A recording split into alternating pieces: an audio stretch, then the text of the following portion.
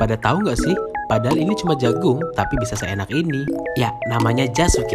Pertama aku siapkan jagung, kemudian ada keju, ada mentega, dan juga susu kental manis. Ini jagungnya sudah aku pipil ya. Kemudian langsung saja kita kukus jagungnya. Kukus selama kurang lebih 15 menit ya. Aku rekomendasiin dikukus agar manisnya jagung terjaga guys. Oke, ini sudah matang. Kemudian ambil gelas dan masukkan jagungnya ke dalam gelas setengah saja. Baru kemudian kita tambahkan menteganya. Lalu kemudian atasnya kita tambah dengan jagung lagi. Oh ya, kalau bisa dalam penyajian ini saat jagungnya masih panas ya. Nah, kemudian kita beri susu kental manis, sesuaikan selera saja ya. Untuk toppingnya kita kasih keju parut. Kalau kalian suka keju, banyakin aja, lebih enak kok. Dan ini dia jasuke, jagung susu keju yang enak, gurih, dan pastinya sehat dong.